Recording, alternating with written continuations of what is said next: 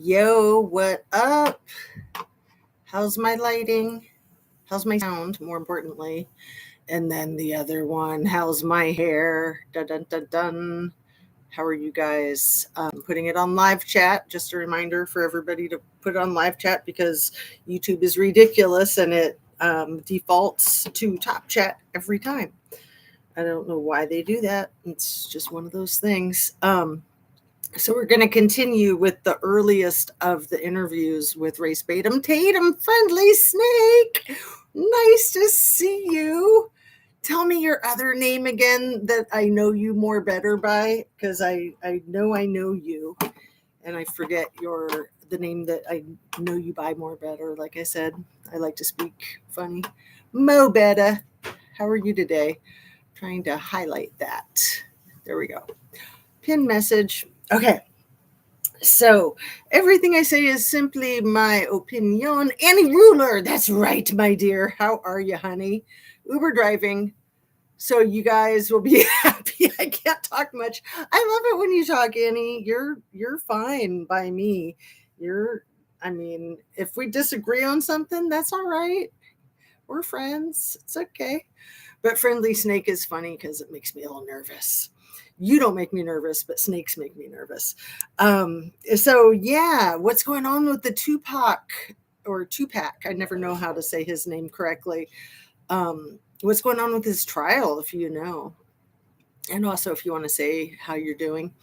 So let me finish with my disclaimer. Everything I say is simply my opinion for the sake of hoping to start a conversation, open up a discussion, learn something, be educational. All of my videos are made for the tube of you, and it's an infotainment platform. Thanks. I know I can get off topic, even though I don't mean, I know I bother some content creators and some of their mods when I'm in chats. So I know what it's like. It's like you have stuff to say, and I'm glad that you have things to say, and I'm glad that you want to say it. So, I'm all about expression, creative expression, artistic expression. And part of that is words, speaking, music, performance, everything, writing, journaling. So I have my screen set up so that I can kind of sit over here. If I can sit over here, it's kind of a weird makeshift stool. I was on my feet for 2 hours last night when I was doing this, or whatever it was, 3 hours. So I got a little tired. But I do want to stand up and show you off my necklaces. It's 3 separate necklaces. Ever since Kylie Rodney, I started wearing 3 necklaces at the same time. Whereas prior to that, I would only wear 1 necklace at a time, like it was like the law or something. And then I liked her layering effect, so I borrowed it. So let's see, hit your like button if you'd be so kind. Turn on your notification bell to ring a ding ding. Share a video of mine with somebody that you think would like my channel. Make sure you're still subscribed if you are subscribed, and if you're not, please consider it. Also, if anyone wants to donate, I've got the Cash App, I've got Buy Me a Coffee, and I've got the other one. I'm so bad. I'll think of it. Some other type of Cash App. Venmo, that one. Yeah. So there's also super chats and memberships, and just hitting that like button and watching is more than I could have ever hoped for. So thanks for being here, and let's get on with the show. We're going to go into the rest of the first interview that Tap Dancing Tatum dropped. Probably a month ago now. So last night we did the one with Warren, and this is the one with Tracestin. And I've got a ton of notes, and so I want to just get into it. It's almost an hour long, or about an hour long, and I want to get it done as quickly as possible. Last night went on for way too long. 3 hours. That's too long. I like to try to keep them closer to about half that. I don't mind being on for a long time, but we all have other things we need to do, and I do like to review my videos, and it's really hard when they're that long. Tupac.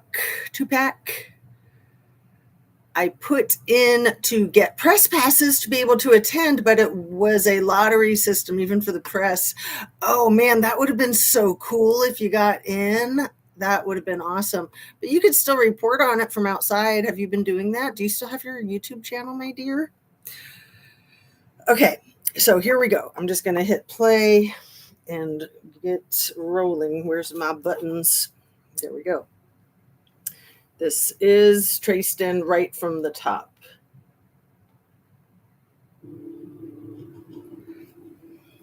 So I saw you on television. You had an interview, and I felt like you laid out a few things that I think the world needs to know and be clear. How's the volume?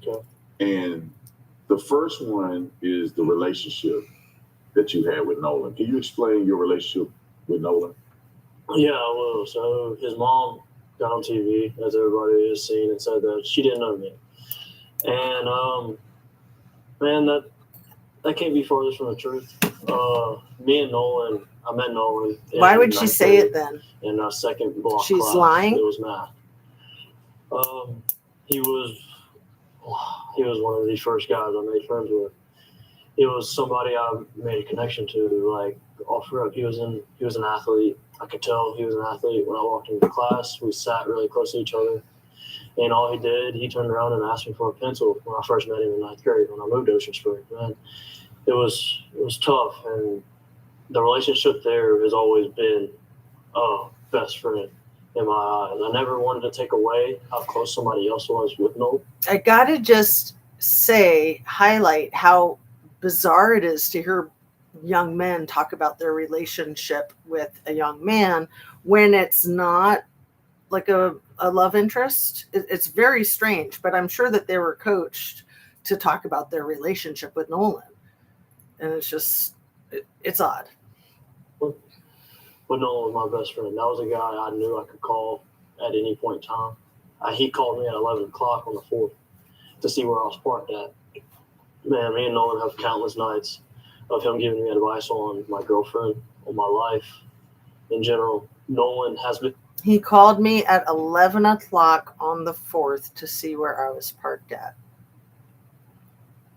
And the only friend, and I love my friends and my best friend in this group of guys, but Nolan has been the only person that ever told me, like, he's proud of what I've done. He's proud of how hard I worked. He's proud of me going overseas to go play ball. That was my guy. Like, that was my best friend. Yeah. And I do have to question an 18-year-old young man telling his buddy that he's proud of him. Sure, it could happen, but it just isn't the way most teenagers would think or speak. That's more like a parent or an aunt or an uncle or a grandparent or, some other adult figure. And so how does it make you feel when the media activists are coming out and alluding to the fact that you may have something to do with what happened to Nolan on that day? Man, that hurts. It hurts is an understatement. I beat myself up every night I lay down. Beat myself up anytime it crosses my mind. Anytime it crosses my mind, this is just like 2 weeks, a week after his best friend passed away. I had a best friend pass away when I was, I had just turned 20. She was still 19. And I literally cried every day, pretty much solid for 8 days. Like I was non-functional. I was in college at the time, and she was in a different state, and she had, self-injured. And it crushed me so badly. I literally couldn't function. Like I couldn't do anything. I was just a puddle of tears for 8 days straight. I've spoken about it a few times on my channel. But anyway, so it's weird that he says, anytime it crossed my mind, like, wouldn't it be crossing your mind constantly? Because in my head, if I wasn't drinking, if I didn't get into that altercation. Again, an altercation. So Annie, you said this case is so sus, in my opinion. I know I didn't really pay attention to this case until maybe like Kylie Rodney until a few days into it. maybe like, I mean, Kylie Rodney I paid attention to right away because it sounded so bizarre right away.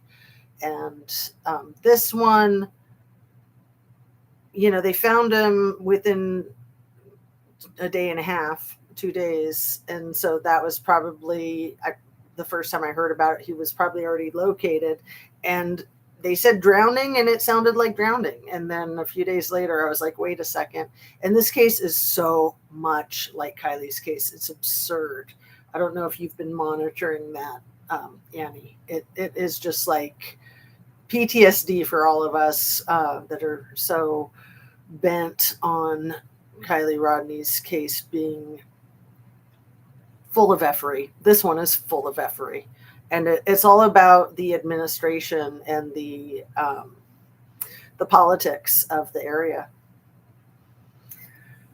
Kylie's case could have been about water rights. This case, I don't know if it's about land rights, but there's a lot of issues with development down there and the parties that are in positions of power. And Anna Bees is here. Have you heard the enhanced boat call where it sounds like they're saying Nolan is injured?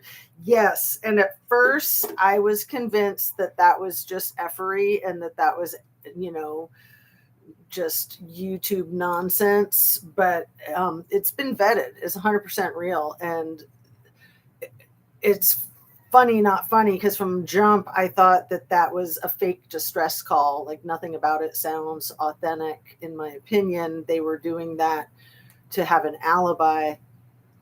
And the more I learn the case, the further it goes, the deeper it goes. It's like they were absolutely trying to create an alibi because the boats around them were seeing the chaos. So they were trying to create chaos to match what witnesses might say, in my opinion.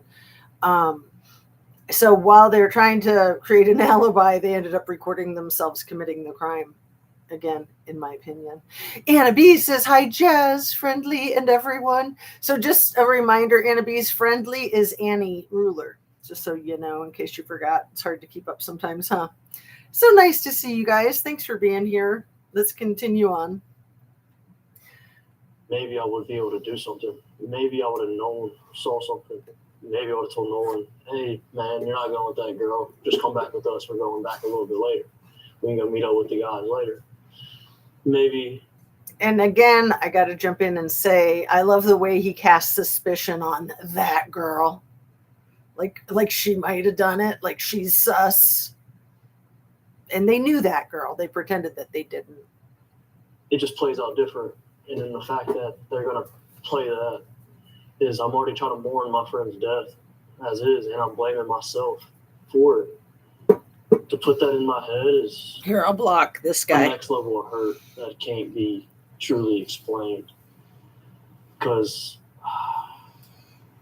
it's hard to put into words. Generally, it's backstabbing from a sense of a community that I thought I had with my skin color, and you know they stay so strong together, and I'm supposed to be one of them, but I come up and I speak, and now I'm the person to blame.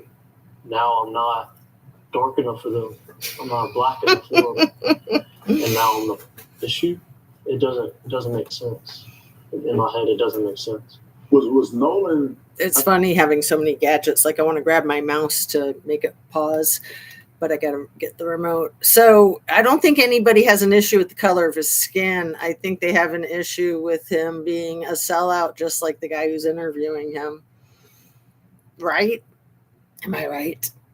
When a boat takes on water, the best thing you could do is go fast with the plug out in the water drains. Right. And that is what they did. But also they might have had some cargo on the boat that they wanted to go really fast to get the cargo off the boat. And the cargo might have been, trigger warning,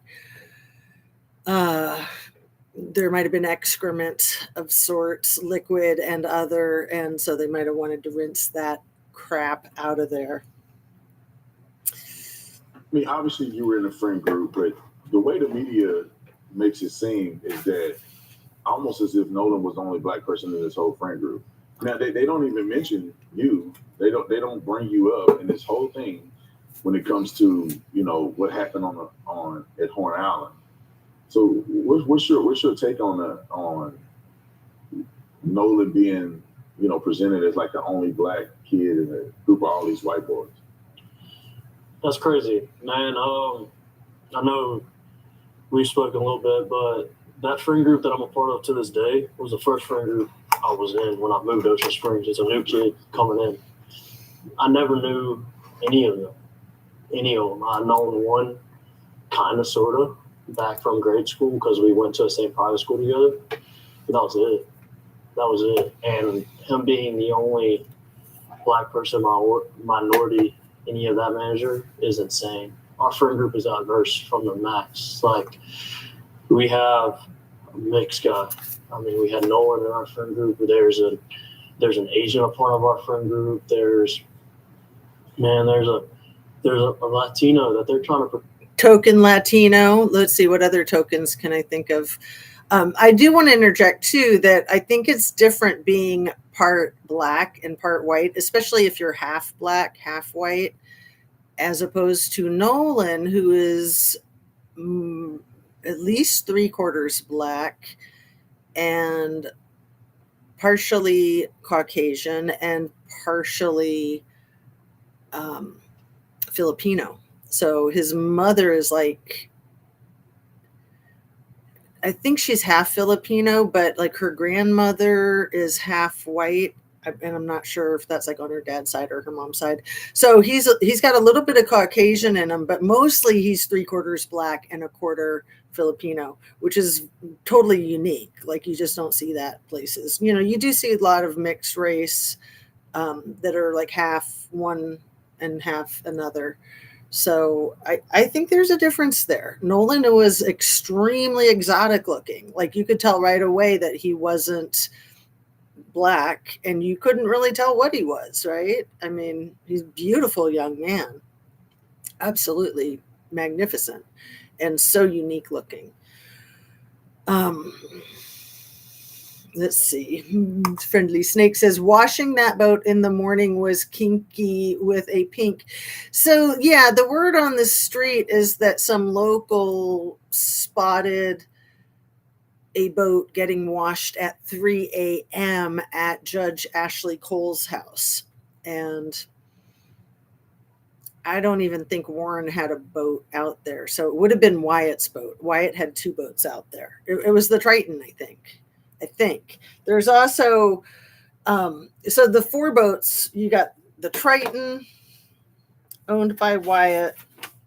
Let's see, I have them all listed. It's important to try to remember the 4 boats. Let me see where I've got them.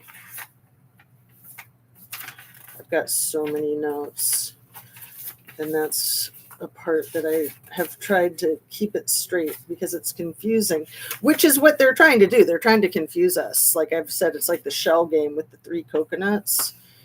And, they're hardly ever commit to who was on which boat. And that's important. How come that page is not showing itself? Here it is. No?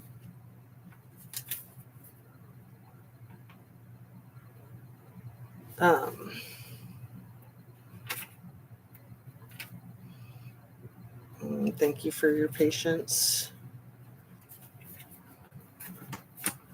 How come I can't find it? So 2 of the boats, one of the boats that Bart owns is called the Tide Line. That's one of the 3 boats. I think that's boat number 3. But there's also a Tide Craft that is not named, but there's a boat X that they don't even call boat 4. They just call it boat X, which I think is very suspicious. Is it, if I can't find it, I'll just give up and it'll show itself when it's good and ready, right? Here we go. Okay, so the Tide Line is 24 feet long. So that's the one that carried the most people, like roughly 10 people or more. The Triton is 22 feet long. That belongs to Wyatt Pyron, and that was carrying about 8 or 9 people. 6, 7, right? 7-ish, like 7. Similar to 7, to quote Wyatt. on the CATOZ distress call. And so Nolan rode out on the Triton in the morning, and Wyatt was captaining that boat. So Wyatt's other boat is the Palm Beach, and that is just 18 feet, and it was only carrying 4 people. And I don't know that we know who is the captain of that boat. So those are boats 1, 2, and 3. The Triton, the Palm Beach, and the Tide Line. And then I don't know if the 4th boat is a Tide Craft. And I'm pretty sure that the names of these boats are actually like the names that they came with, like the brand of the boat, I think. You know, most people name their boats, but I think these are like pre-named. Anyway, let's get on with it. So yeah, the 3 a.m. cleaning of the boat at the judge's house is denied, of course. But it seems that it's one of those things that is probably true, in my opinion. And yeah. And let's give a huge shout out to the viewers on the replay crew as well as live. Shout out to all my subscribers, and a shout out to Nerdy Pink Panda, who has been like one of the leading people on this case. And she's on TikTok, and they've like shut her channel down at least 3 times. So just because you said Pink, it reminded me to give her a shout out. Everybody's been using her work, and there's a lot of great people, a lot of great content creators on it. Where is the button? Okay, here we go. Let's go. Steve is white. He's truly authentic Mexican. His parents are from Mexico. They came here legally from Mexico. Did everything right, and he's been here since. It's and you do know that the MAGA, this black boy, this half white, half black kid, Tracestin, I have a photograph of him wearing a freaking MAGA hat. Okay. I used it for a thumbnail a while ago. He does know that MAGA doesn't care if people came in legally. They're still, you know, and they also don't care if you were born here. If you're not white. It blows my mind because our friend group is not a friend group that sees race. Our friend group sees what good you do for other people, what good you bring, and how the type of person you truly are, and where your morals lie. That's one thing in common. Me and my friends might not agree on everything, but our morals align. Our morals know. So for them to even make that narrative up really shows you have no idea what it's like down here on the coast. You have no idea how tight-knit Ocean Springs as a community is. Sorry about that. You don't understand it. You don't see the thousands of kids in the high school football stands cheering their team on. Nobody cares what color you are. Hey, Josh. We're there to have fun and to just live. And that's how Nolan lived. That's how I live now. I'm growing up and I have some more big boy stuff, but in high school, all I cared about was going to hang out with my guys. And I mean, on a personal level that leads off of it, is like, it got me in trouble with my. Did he say I have more big boy stuff? Let me rewind that. What's he talking about? Big boy stuff. Let's take it back. There. Fun and to just live. And that's how Nolan lived. That's how I live now. I'm growing up and I have some more big boy stuff, but in high school, all I cared about was going to hang out with my guys. And I mean, on a personal level that leads off of it, is like, it got me in trouble with my girlfriend just because I want to be with the guys. I never once thought, man, they look at me different. Man, I'm kind of an outcast to them. No. All their moms have always welcomed me with open arms. So I heard somebody black on their YouTube channel today. It was the classic codes. You know how much I've been digging that. He said, if you don't see color, color's gonna see you at some point in your life. So if you're raised to not see color, Color's going to find you one way or another. So it's good to educate yourself or to educate your kids. But both of these black guys, I mean, again, Tracestin is half black, half white. I think race Baitem Tatum is black. They're both with white women. And, you know, I mean, so is Reese Waters. Reese Waters is married to a white woman. I'm not saying that there's anything wrong with that. I'm just saying, take note. Take note. That's all. And so Nerdy Pink Panda kicks butt. Anna B says, I almost said Annie because we got Annie and Anna now. And Josh hasn't met Annie. Granny Annie is the friendly snake. She's got a couple of different handles because she's always getting herself in trouble on YouTube. And we love her. She's good trouble. She's absolutely good trouble. So Granny Annie, meet Josh Sees. He's a freaking awesome regular these days, and I really appreciate it. And I know Anna does too. So cool. Thanks for being here, folks. Anytime I needed anything, I knew I could call them and their parents, and they would do anything in the world for me. So with Crump pushing this narrative, it's wrong.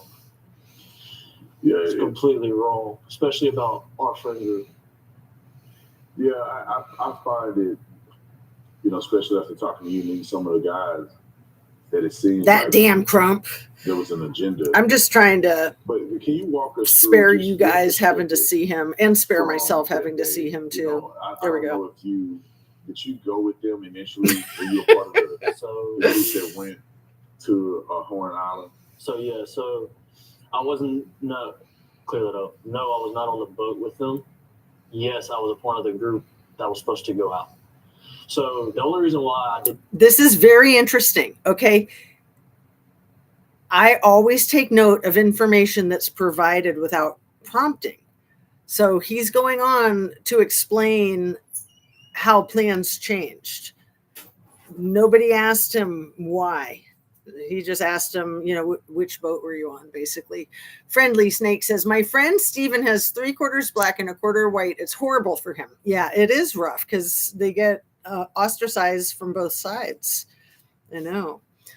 He dislikes probably black ladies. Black ladies hate their men dating out of their race. I know they do. There's an issue there. I know.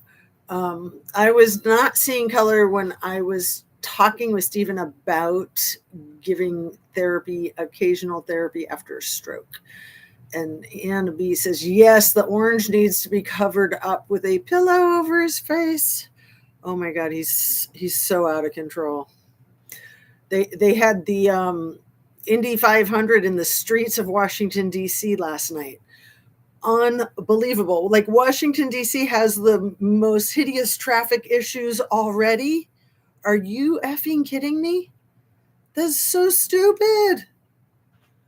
Both of Stephen's brothers are with white women with money, but they're furious that he and I were talking. Funny. But you got money, honey. Not go on the boat is I was offered, I got begged to go, but my uncle, we also took 12 people out on our boat. I got offered, I got begged to go. So which one was it? Were you offered another ride and you didn't want to ride on the boat that you knew some horrible stuff was going to happen? Because I think this was planned. I definitely think this was planned. He said, I got offered. I'm going to rewind that a few seconds. Play that again.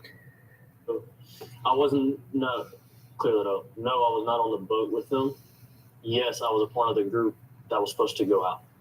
So the only reason why I did not go on the boat is I was offered, Also take note of that hard gulp.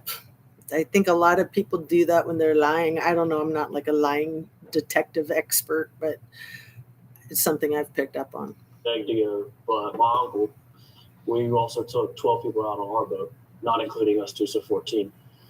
And my uncle knows the passengers wouldn't have helped. Generally wouldn't have helped with anything. I also want to let you know, in case you don't, that this uncle is white. 100% Caucasian. With that many people on a boat, you need a little bit of help. So Uncle was like, hey, can you just ride out with me and you can go do your thing throughout the day on the island? I don't care. I don't need you. I just need help to get out there and then pick everything up. Because I know all these people are going to be drunk and they're not going to want to do the extras that nobody sees about going out on the boat, right? And so I told Wyatt that, and my bad, but I told him it's good. Oh, wait, did you hear that? He said, oops, my bad. Wow. Because he's revealing too much. So this was very orchestrated. And so he had to like explain to Wyatt why he wasn't going to be on that boat. It's very, very suspicious. Yes, it's so stupid that they do that. Crossing his arms in front of him is defensive, protecting himself. Yeah, it could not be more obvious, right? And he's wearing very dirty pants. Like he works construction and he just came straight from the job, sitting here on this white couch. Like, give me a break. Who's going to do that? Like it's just so orchestrated, you know, to make him look like a hardworking blue collar individual. And he just happens to have a blue t-shirt on. And I told him everything, which was go to plan. We were leaving a little bit earlier than them. I was going to try to have a spot saved out. And Nolan. Did you hear that little phrase, go to plan? Words are very important. Nolan calls me at 11 o'clock. I missed his phone call. Called me twice. I missed both of them. Nolan called him twice at 11 o'clock. All Wyatt and Nolan on the boat.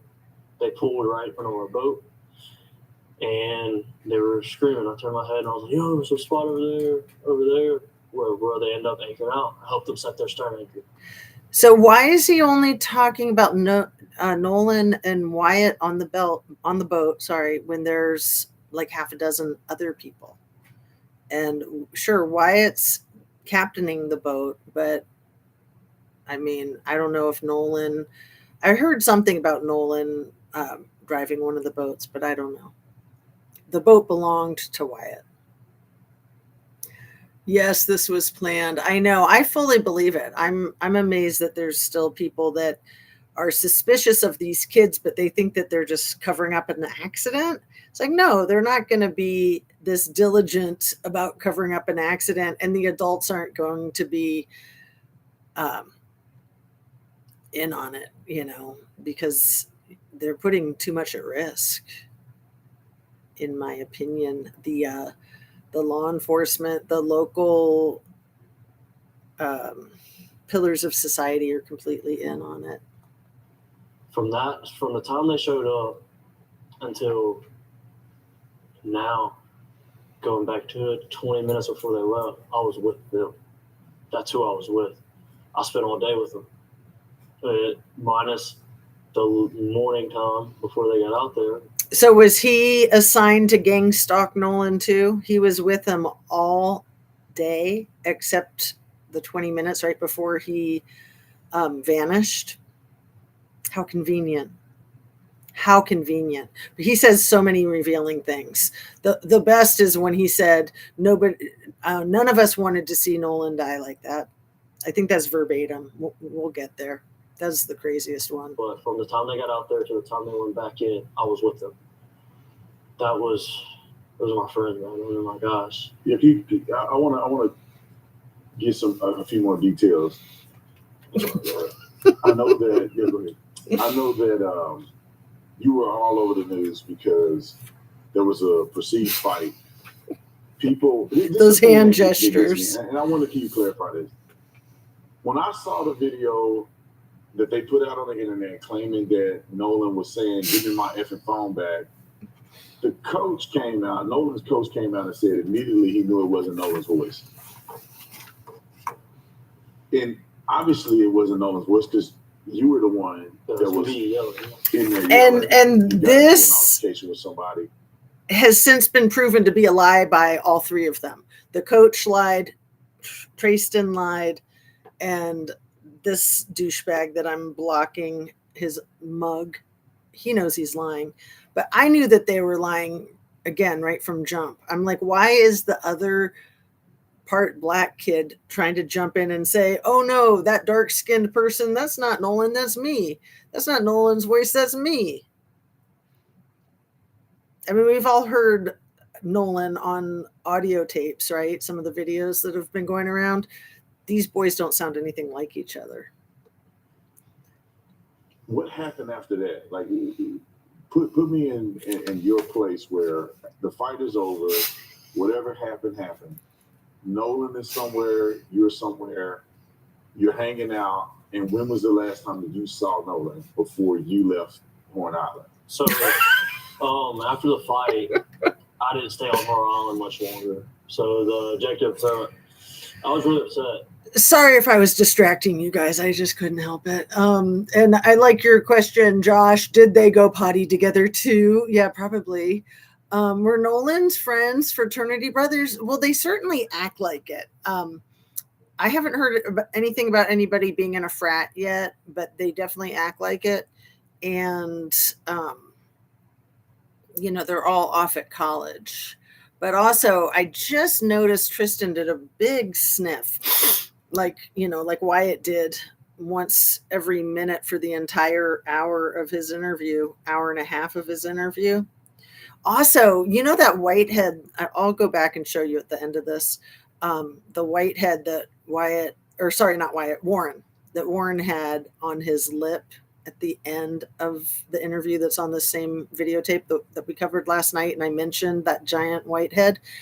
I was fast forwarding through the whole video right before coming on, and it's not there at the beginning. It's literally forming during the interview.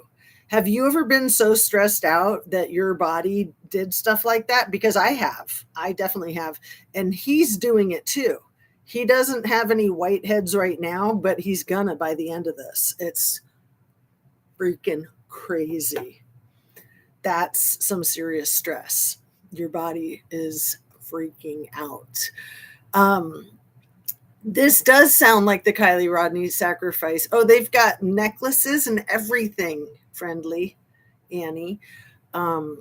They have a mother that went out there for 10 whole minutes, just like Mags went out there for 10 whole minutes.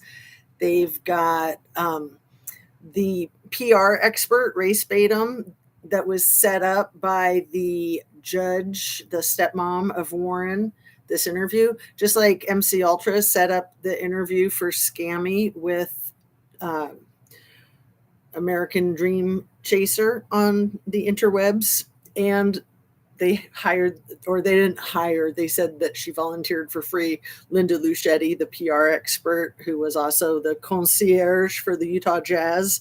And now with what we know about Utah, even weirder, right? I mean, it was weird that she was a concierge for a professional basketball team and that was also hired to do the PR for Sherry, what was her name? Sherry Pampini, the fake kidnapping person.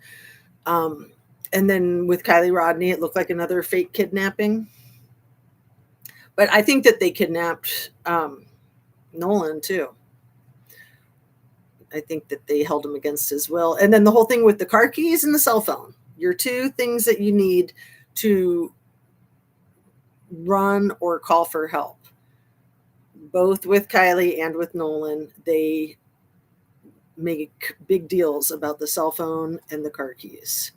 And then the whole, you know, give me my effing phone. What are you guys doing? That's on one of the videotapes. That's what he's saying. No, that's not Nolan, that's me. And I didn't say anything about a phone, but he doesn't even try to say what he was talking about.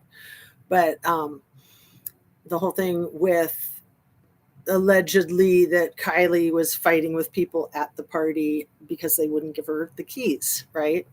There's just like, and that's just in a nutshell. There's like 2 or 3 times that much.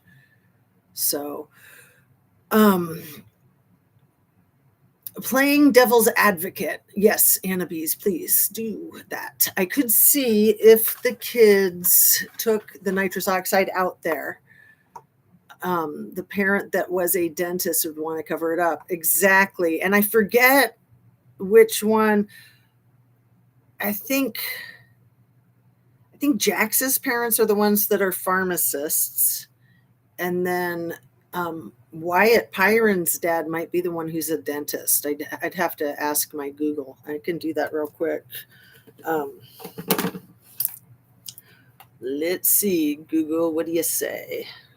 What say you, Google? Oh, it's not cooperating.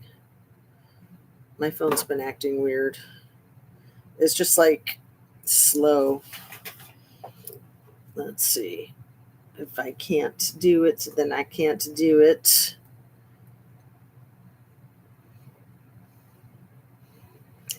What do Wyatt Pyron's parents do for work in the Nolan Wells case?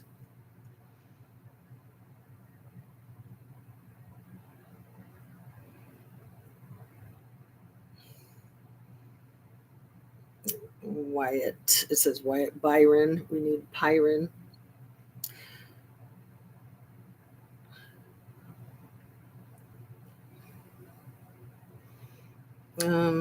It's not at the tip of its brain. So Jennifer Pyron, his mother, is the registered owner of the boat that was used during the 4th of July trip to Horn Island. During the initial search, she cooperated with the Mississippi Department of Marine Resources by providing law enforcement consent to access and analyze the boat's GPS data and help narrow down Nolan's last known location. Wyatt's grandfather, public scrutiny has also extended to Wyatt's grandfather, big time, who reportedly had well-known historical ties and extensive professional connections to the local boating and marine industry and the Koch brothers, K-O-C-H. But let's see. Is Wyatt Pyron's dad a dentist? Let's see, and I'll set it down after this. No, his father's not a dentist. Oh, what it said, it did the Byron instead of Pyron again. Hold on. I want to move on from this, but let me see if I can just finish the thought. Wyatt Pyron, P-Y-R-O-N.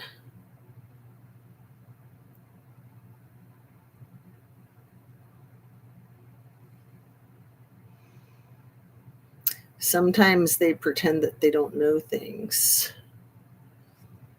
Okay, his maternal grandfather, Jerry Ackerson, owned the boat involved in the incident. Another teenager mentioned in the group's wider circle has a father, Will Parker. Okay, it's Will Parker's dad. Jeremy Parker is the dentist. And then Bart Edmiston Jr.'s family, another individual involved, has a father, Dr. Bart Edmiston, who's a medical doctor. So it's Will Parker. Thank you, AI, for letting us know. Okay, enough of that. Setting that down, getting back to this so we can try to get through this whole thing. I've also wondered about the possibility of hazing gone wrong. Absolutely. Yeah, with the whole, the gang that wears the white sheets, that kind of hazing, in my opinion. And yeah, it's a lot like a fraternity. And he could entice other parents that it would be in their best interest too. It's in all the parents' best interests, absolutely. But plus, if they're just built like that, that this is their tradition, then it's even beyond being in their best interest. It's what they live for, kind of. Unfortunately. I'm still on this was planned Annabes, and they were just too stupid to admit it. So thus the convoluted cover-up. Very true, Josh. Wyatt's dad knows the Coach brothers. Well, that's some crazy stuff. I think it's Nerdy Pink Panda who dropped that real recently, and somebody else had found that like a week ago, and I had mentioned it, but I didn't really get deep into it. Nerdy Pink Panda. I just got to say, I noticed that the photographs were doctored AI photographs before Nerdy Pink Panda did, like a week before, and she got all the credit, and she's copying me. No, I'm just kidding. I mean, she has more of a base, a wider reach, and she just kind of delivers with the 1-2 punch, which I have a very different style. Yes, the Triple K folks call each other brothers. Exactly. So yeah, there's 4 Koch brothers, and 2 of them are still alive. They're very old. And I think 2 of them passed away on during presidential terms. I've been going on way too long. Let me see if I can pull this right back up. Crap. Sorry about that, you guys.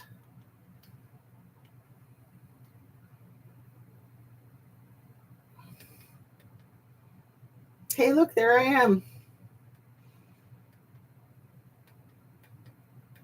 Do I have to go to his channel?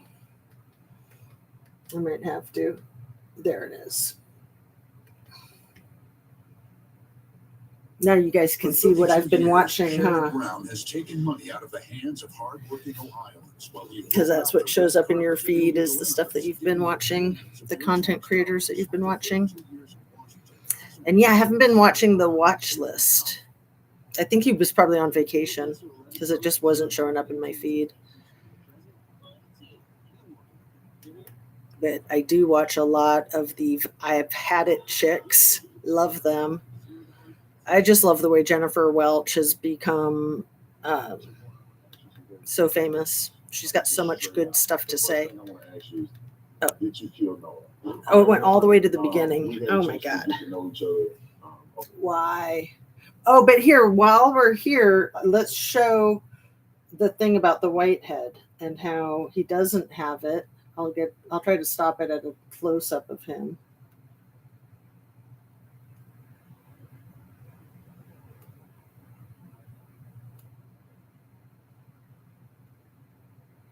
Well, let's keep going. When they're back there.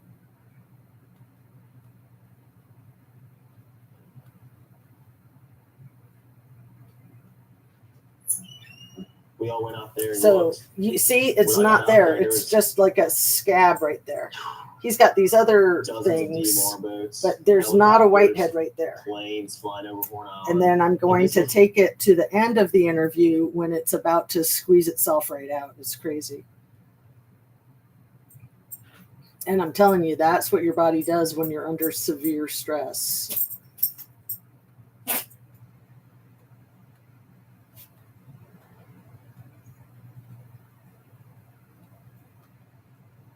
And I want the truth to come out, and I pray that the good Lord reveals the truth to everybody. So it was very honorable, and I appreciate you doing this interview with me. Well, I appreciate you. I mean, do you see it? You being here. See, I'm not making that up. Do you see that? And, I mean, I just wanted to get it's actually 2. It's a double. I had not noticed that. And I want the holy crap, man. He's super stressed. So. I would be too. If I unalive somebody and then these damn YouTubers were all over it. Where were we? And at that time, he'd already talked to his mom, Nolan's. I got to get on with it. I was genuinely really mad. But the last time I saw Nolan, I was walking to the boat. Okay, I think we're right before that. You fight people.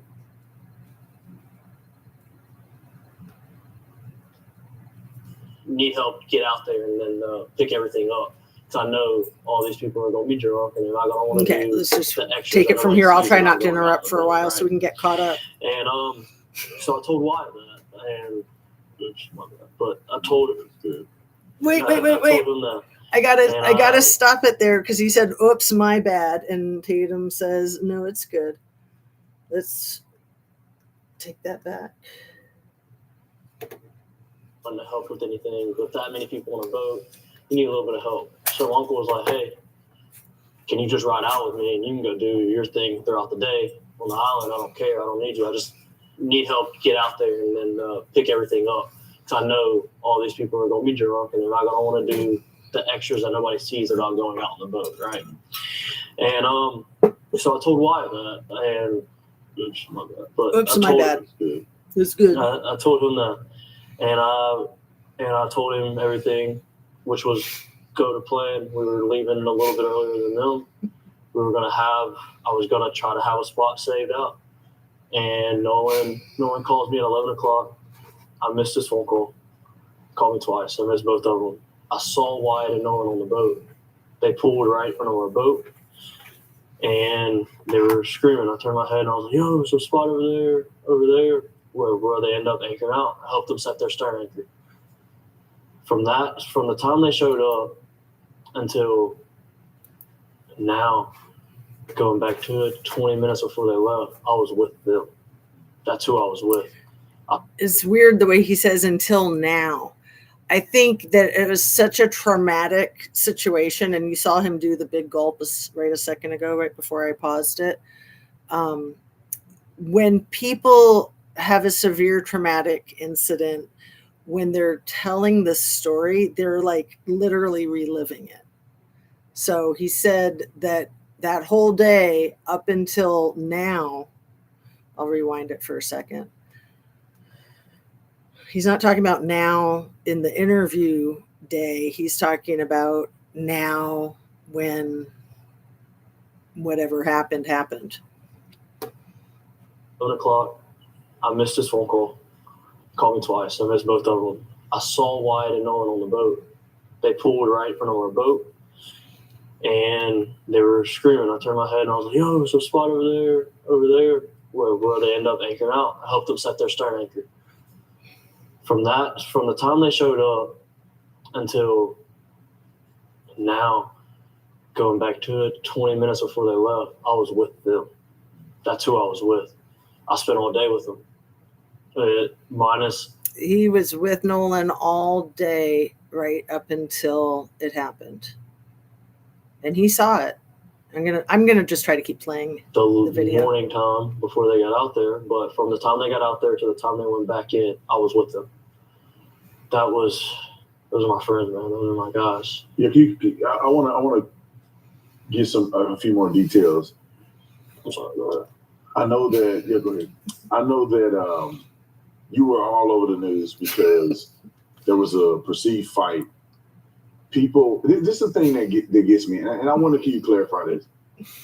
When I saw the video that they put out on the internet claiming that Nolan was saying, "Give me my effing phone back," accordion hands. The coach came out. Nolan's coach came out and said immediately he knew it wasn't Nolan's voice,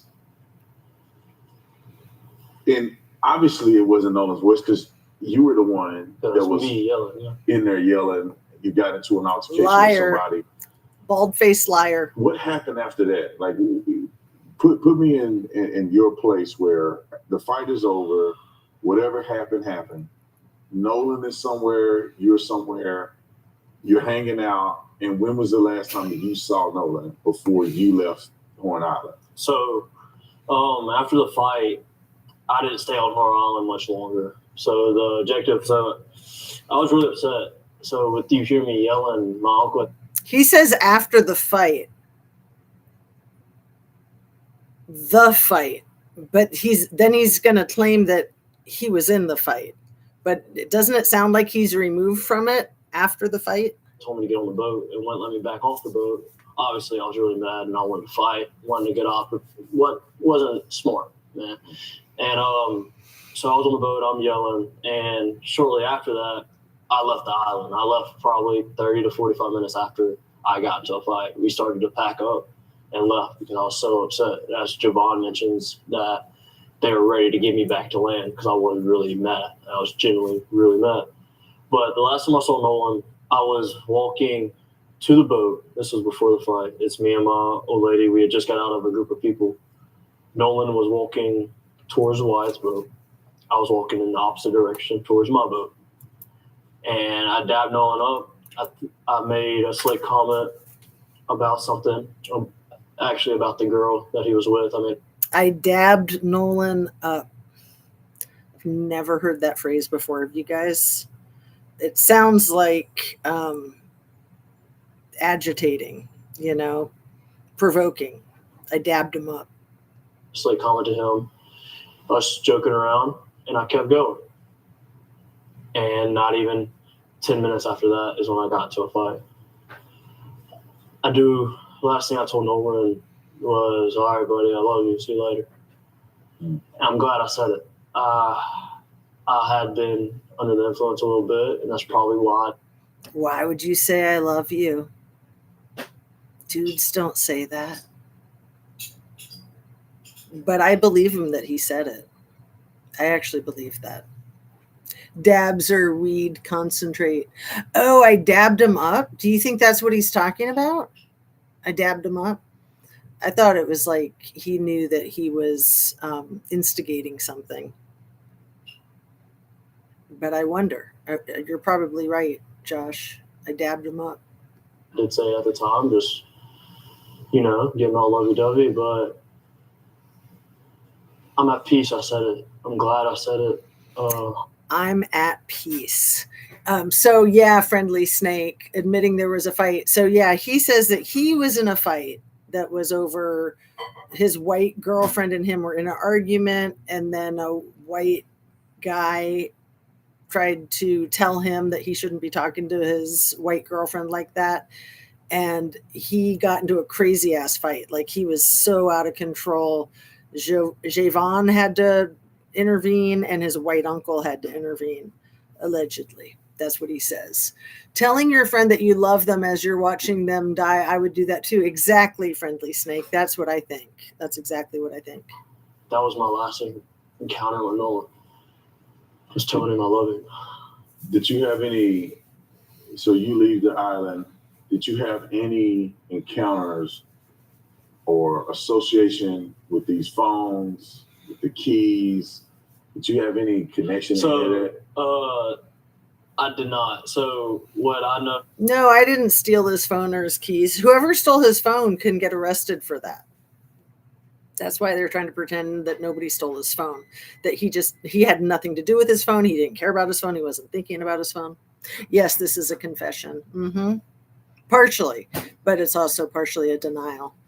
So Warren started, I got my first phone call from Warren at about 9:20. I didn't answer it. I was asleep. I've been on the boat all day. He went to sleep. It was the 4th of July. Fireworks. He would have slept right through the fireworks. I don't believe it. I believe he was avoiding Warren's call because he was so traumatized he couldn't talk to him. He wasn't asleep at 9:20 on the night of the 4th of July. Give me an effing break. I didn't feel like going to party anymore. I went to bed. So I got my first phone call about 9:20. And I didn't wake up again until a little after. And why weren't you hanging out with your girlfriend anymore? That's what people do, teenagers. After 11 o'clock. And that was to... Let's rewind that. Sorry, I keep interrupting. I was asleep. I'd been on the boat all day. I didn't feel like going to party anymore. I went to bed. So I got my first phone call about 9:20. And I didn't wake up again until a little after 11 o'clock. And that was to my brother. I got my first phone call. It's almost like he was instructed to wait for a phone call to get orders on what to do next. I got my first phone call at 9:20. I went in the room being like, hey, Warren's trying to get a hold of you. You need to answer the phone. They look for Nolan. See, you need to answer the phone.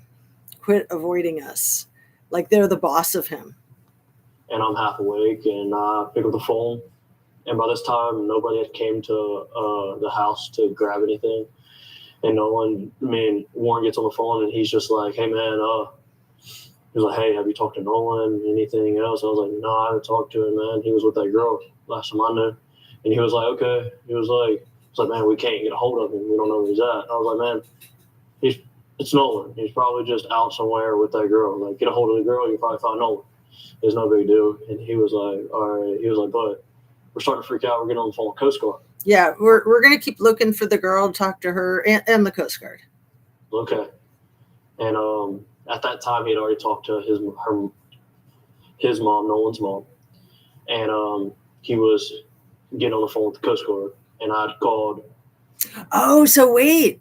This is interesting. So after Warren leaves that part out of his story. After he called Nolan's mom, then he called Tracestin, then he called the guy he knows at the Coast Guard. Why'd he leave that out? Oh, that's huge, you guys. Write that down. Remind me later. I have my notes, but I don't have a pen. I need to be specific about Seriously, this. Annabise. I did not call Warren's phone. I called another one of our buddies' phone, and it was on speakerphone. They were all together.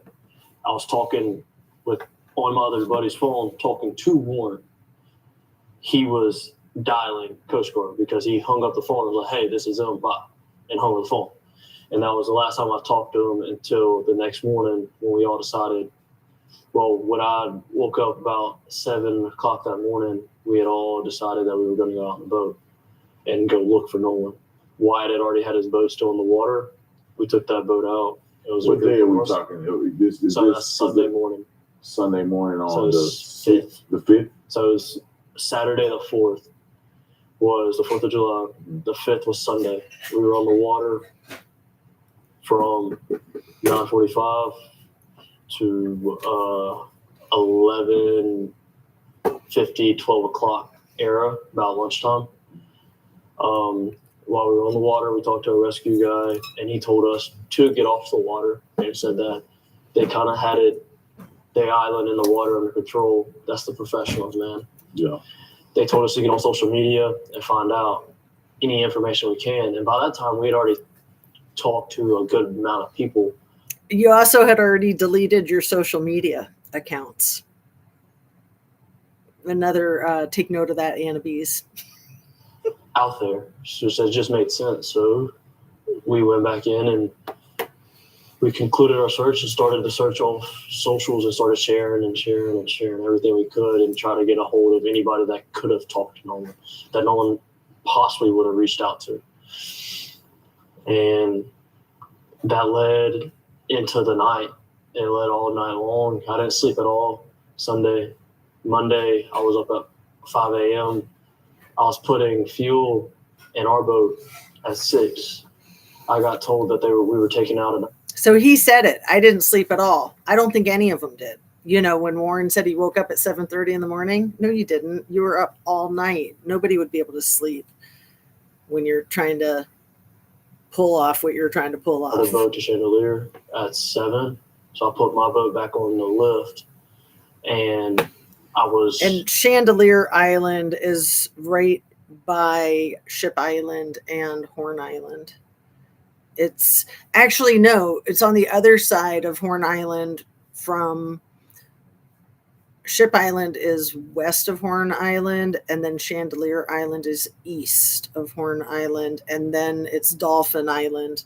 That's not spelled like the dolphin mammal, but different.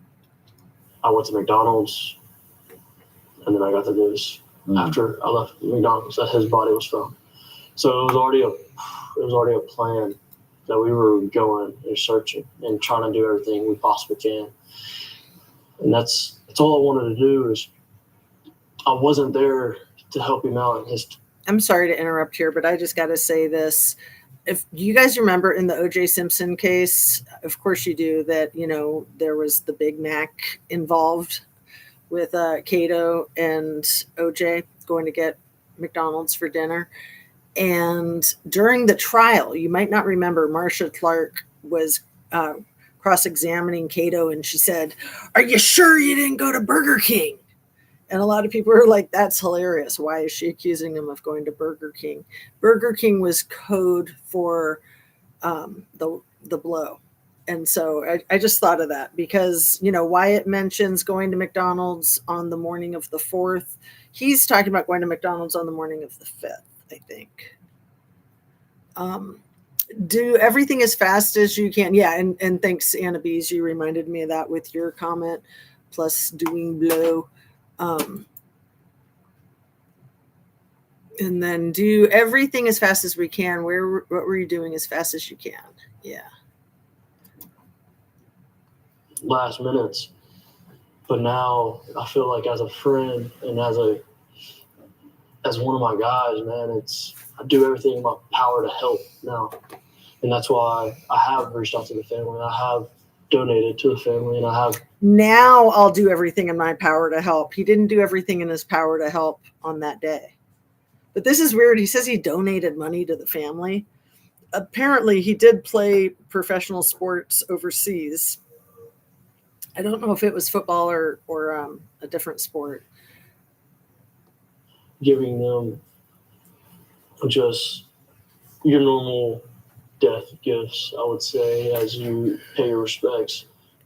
Can you guys help me out on this one? Giving them your normal death gifts as you pay your respects? What are normal death gifts? Is that like money, flowers, and food? Are those normal death gifts? Never heard of a normal death gift. What's an abnormal death gift? Like a car or a diamond ring? And for decades, Washington liberals like Bernie Sanders and Sherrod Brown voted to rain down your benefits on illegal immigrants, your Social Security, your Medicaid. And when COVID hit, Washington liberals like Sherrod. COVID. You mean the COVID that went rampant? And it was all the Democrats' fault? They're so bad. Those damn Dems letting the COVID run wild. Skip in 15 seconds. Come on already. The little squirrel is blocking where it has the timer down here. Skip in 5, 4, 3, 2, 1. Skip. Okay. Do you think Benjamin Crump being involved in this case made it better or worse? 100,000 times % worse. Because why on a Tuesday after where has your civil rights been broken? Where has it been shown? You brought Benjamin Crump to stir up a community that's already tight-knit. Yeah, we might not be best friends with everybody, but I promise, if you're talking about Ocean Springs as a whole, Ocean Springs is going to have Ocean Springs back 110%. We back each other. Everybody I've seen, we back each other. And for them to push this narrative and really push it just shows me is like you have no idea who you're dealing with or who you're messing with. And I think that's a direct threat to Nolan's family. He's directing it towards Ben Crump, but he's also directing it to the mom and dad for hiring him. Getting the grieving parents and manipulating and turning this and making it sound all bad, because nothing's like that at all. No. Have you gotten death threats? Or, because I know that the other young men that I spoke to about this, especially the white young men, they're getting all kind of death threats. They're being accused of killing Nolan. Do you get the same backlash and threats that some of those guys have gotten? Yes, I've gotten the death threats per se, but I've also gotten the threats along the lines of where it's like I've been cast out of the black community. I've been called white. I've been called a wetback. All these things. I've been sent photos of me and my grandmother and they've been told that she's the devil. She's just looking for the time to kill you. You need to be careful and blah blah blah. And it's like, man, if y'all want to know the story, the only people that showed up for me my whole life has been my white side of my family. So for y'all to sit there and drag their name and to drag me down, and I'm supposed to be one of y'all, and you're supposed to have my back, and we're supposed to be in this together, and it's really eye-opening. Did it shock you that it turned this way? Meaning that, you know, you see everything happen. Nolan was your friend. From all the young men I talked to, it seemed like Nolan was the life of the party. Everybody loved Nolan. He gets along with everybody. Everybody's cool. Everybody feels like Nolan made them feel like everybody's his best friend, right? I mean, everybody felt connected to Nolan. Were you shocked that it turned like this? I mean, where his community was tight-knit, Nolan's friend group was tight. He ends up losing his life in an unfortunate situation, which nobody knows exactly what happened. Did it shock you that it turned into some racial thing? Yes, racial, I do agree. Now, it going famous or going viral, that part didn't shock me. Thinking about it and being honest, like, that's not a surprise because everybody did love Nolan. Especially around here, everybody loved Nolan. So for people to repost that. I don't know why he said everybody didn't love Nolan.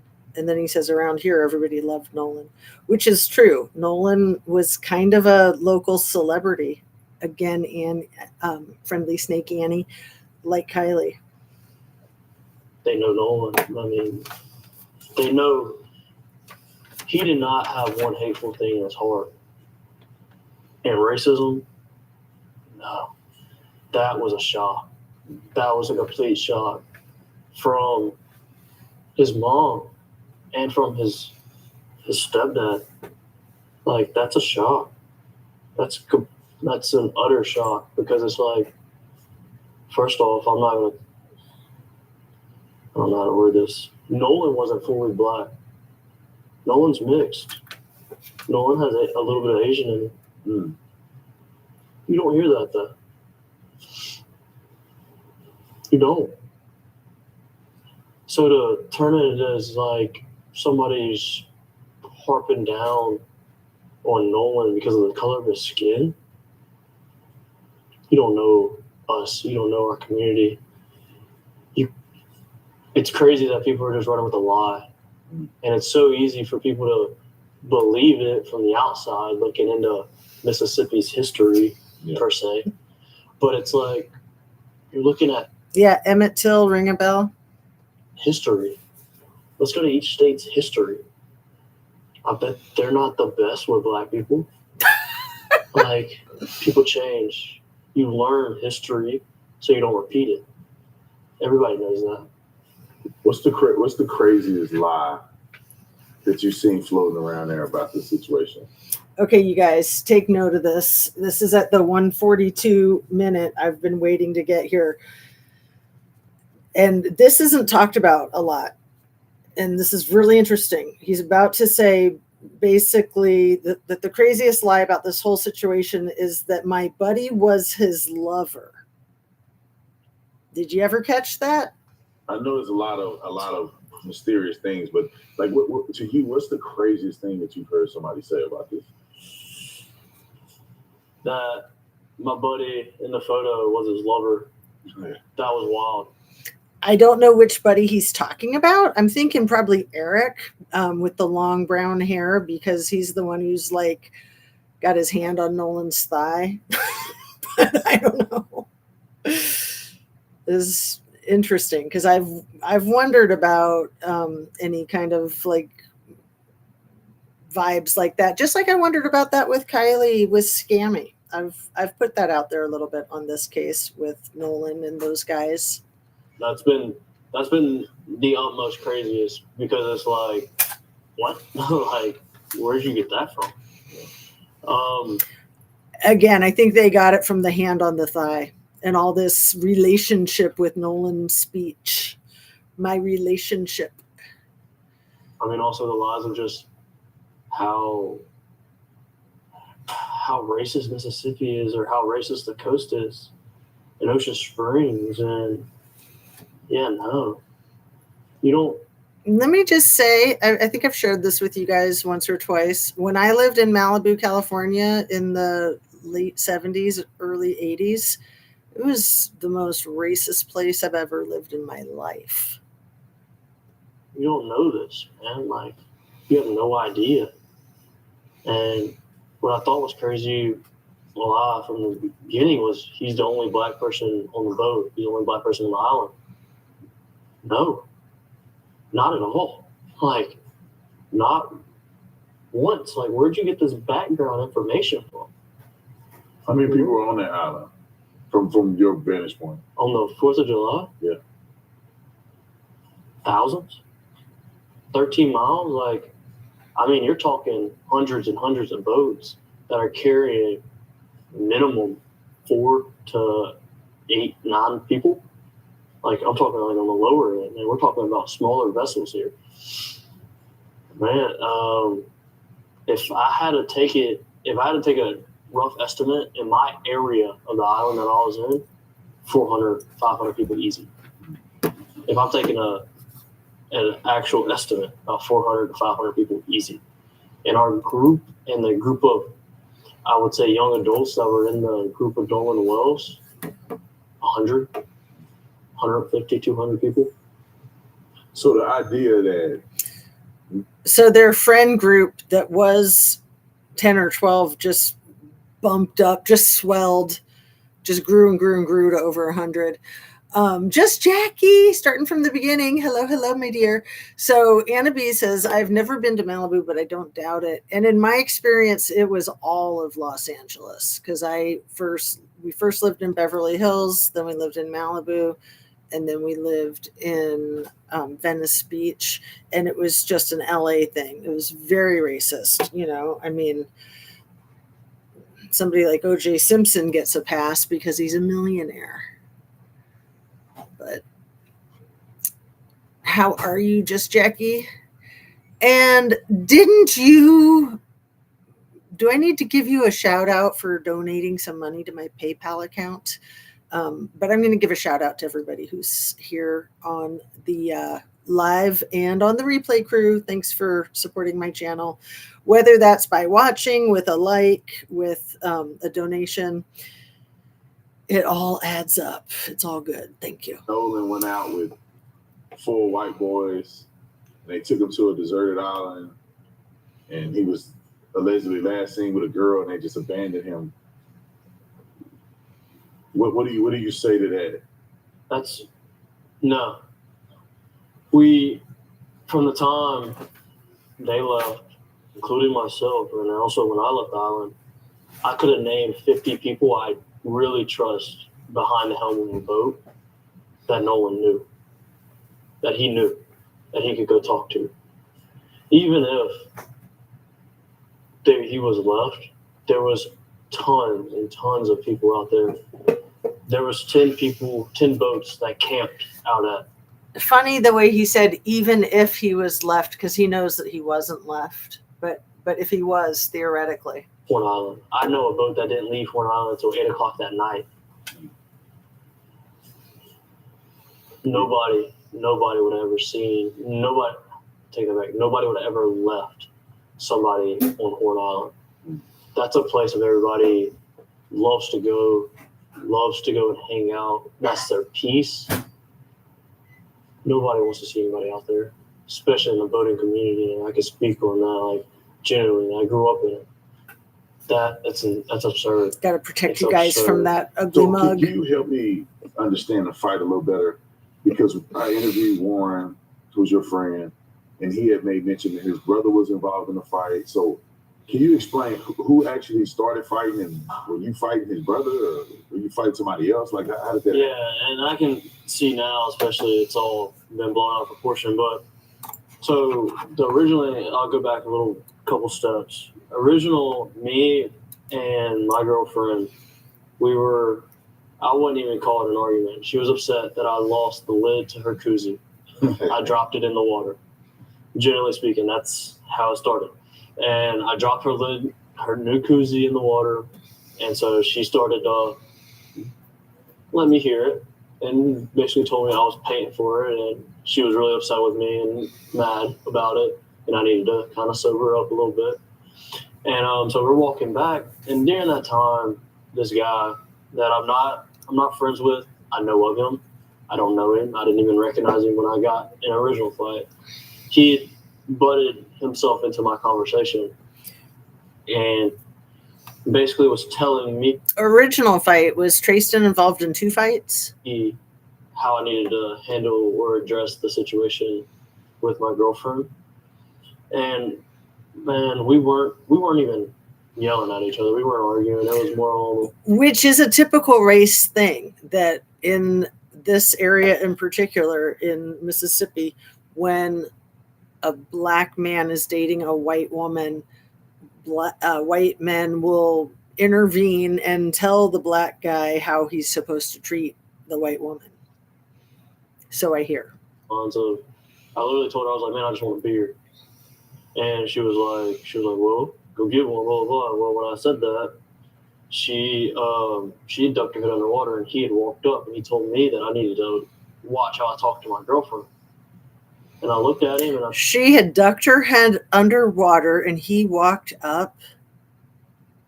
So basically, he's telling a story that she didn't witness. She ducked her head underwater. Told him, I was like, this has nothing to do with you. We're good. This has nothing to do with you. And he sat there, and he was like, well, I'm going to tell you, I better not hear it again. And I looked at him, and I was like, you need to excuse yourself from the situation. And after I came out, he swung. He threw the first punch. And we went back and forth. I remember at one point in time, I look over and I see my uncle, and my uncle's yelling at me to get in the boat. I stopped fighting. As soon as me and him made eye contact, I got in the boat, I'm sorry. And I listened to my uncle. And what was Warren's brother involvement in? That's not how I've heard the story told. I've heard the story told that Javon and his uncle had to like drag him off the beach. And so I was getting there. So when I'm on the boat and they're trying to cool me down, I'm trying to get back off the boat. So and that he was so upset he was shaking and that he couldn't calm down. But see, that's probably because it wasn't just him in the fight. See the crowd forming up on the island. Well, my little brother and Carter are like really good friends, like best friends, I would say. He's over at our house all the time. Carter heard him still talking crap as he's getting out of the water, and I'm on the. Just to let you know, in case you don't know, Carter is Warren Hudson's little brother, the one that is a mixed martial arts fighter. Boat in the situation. And the one who allegedly had a broken nose. Like done and over with, right? Well, he sees him talking crap, so Carter gets up and more along the lines of defending me. And for what? He was like, well, if you got a problem with Tracestin, we can handle it right here. So what's the racial breakup of these people that are involved? So the guy that you fought was white. Right. I'm the only black guy involved in this whole entire thing. Yeah. And at all. Like, I mean. Meaning Nolan wasn't involved. Interesting. I don't know. Carter is white. The dude I got in a fight with is white. Mm-hmm. I was the only black guy involved with this. My girlfriend's white. My uncle's white. There was no other black guy involved. And I know Big Truck. But wait, Tracestin's brother was involved, and he might be half black like Tracestin. I don't know. Interesting. I run with a story saying I was Nolan. Well, I was like, nice try. But there was another black guy on the island, so now your whole narrative needs to change again. Right. Like, you know what I mean? Like, but that was Carter's involvement, and that was kind of it. So he's trying to say it was him that was in the fight, and Carter's nose was broken. He's leaving that part out. Like, after the fight, man, I remember getting off the boat. I got off the boat, and I walked up to the island, and I was telling people, I was like, hey, I remember getting off the boat. See, he was in such a stupor from the trauma. I mean, he was pretty drunk, he's saying also, but he probably blacked out some parts because it was so effing traumatic. To cool off, like, let me be. This is after everything is dispersed. There was no crowd anymore when I walked off the boat. And I was like, let it be. Well, again, my uncle yelled at me, and I was like, I don't care what you're doing. Get back on the boat. We're leaving. So I got back on the boat, and we left shortly after that. And this is why the whole island cleared out because of this fight. Because I looked it up. According to AI, people typically stay on the island and watch the fireworks from the island on the mainland because they can see all the different displays on the mainland, and then people bring their own fireworks out to the island. But everybody cleared out from that island. Well, at least I know you from the interviews that you've done. Some of the other boys haven't spoken out at all. Yeah. You've had a chance to use your voice to put the truth out there. You did an interview with, I think, ABC. You also did an interview with the Rolling Stones. That was my first interview, with Rolling Stones. The first interview was Rolling Stones, then ABC? And then ABC, yes. Now, from what you told me before this interview is that the Rolling Stones gave you a very fair interview.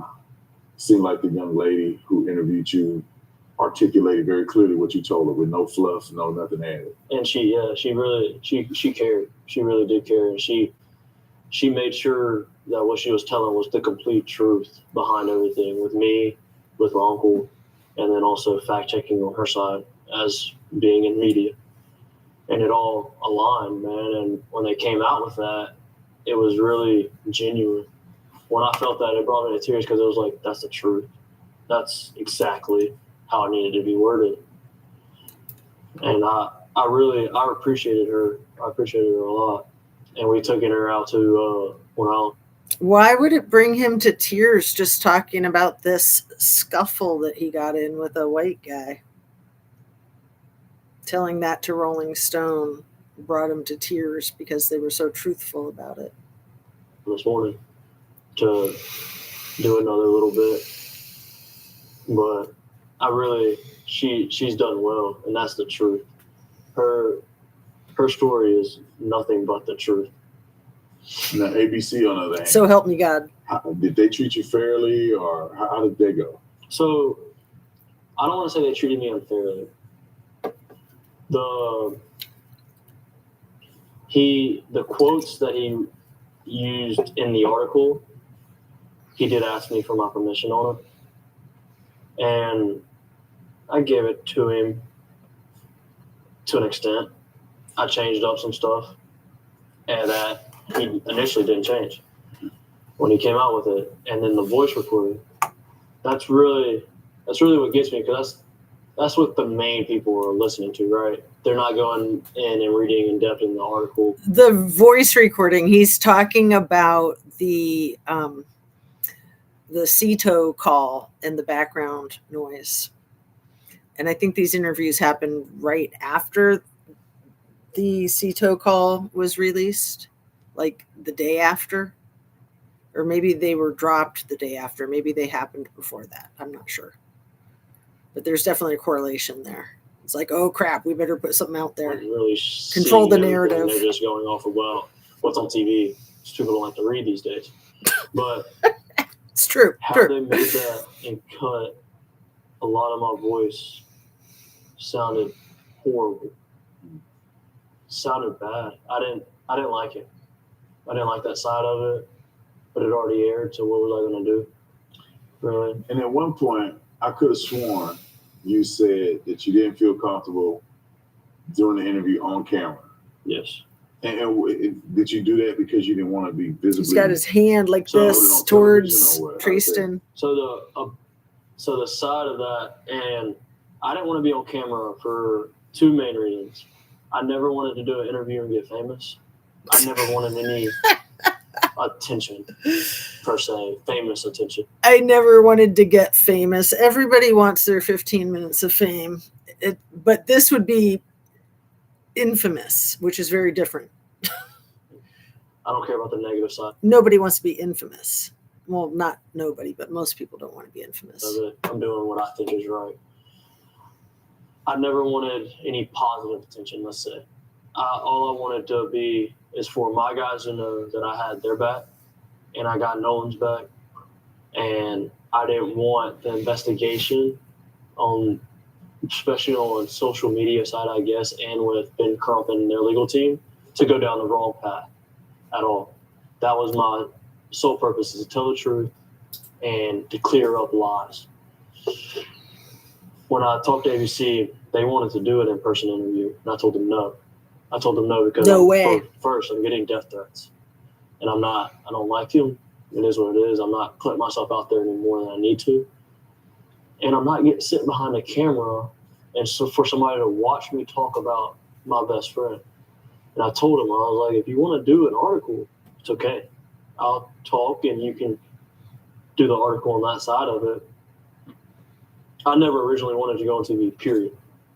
He convinced me into only using my voice, which now I regret, and I wish I would have just sat in front of the camera so you can visibly see the cuts. But they manipulated the interview pretty well. They made it sound a lot worse. And I know for a fact, most of that interview, you can't understand me because I was in tears the entire time talking about it. When he asked me about Nolan's death, and he put it in, if you listen to it carefully, he cuts it and I just say die. Nobody ever see him die. Don't talk like that, man. It's not what I said.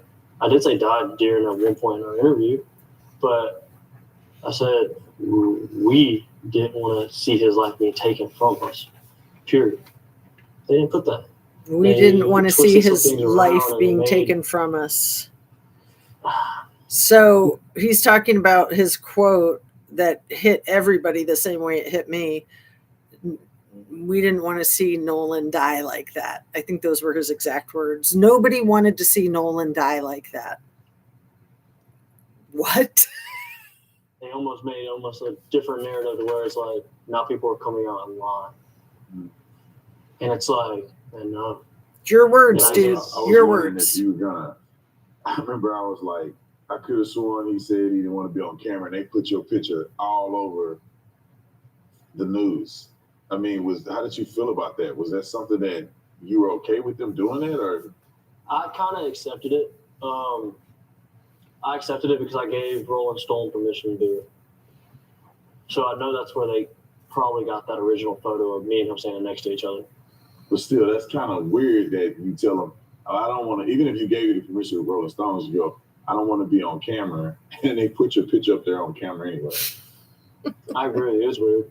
Yeah. It's weird. It's odd, but generally speaking, man, like, I'm worried about my family's safety, but I have no regrets in what I've done and what I've said. Not one. I sleep better at night now that I've spoken up, and I felt like I've done my part of the good, and I'm willing to help any other time if anything else pops up that I can't help with. And I genuinely just want the truth to be heard about it all, and it kills me and it breaks my heart that my best friends are going through this. Like, this is at home. This isn't something I'm just watching through a screen, listening to you talk about it or listening to somebody else talk about it. I'm living this. I'm getting the calls from my buddies crying, asking me how I'm not scared out of my mind. How am I okay dealing with all this? So, ready or not, here I come. I heard that. Girl, you blew my cover.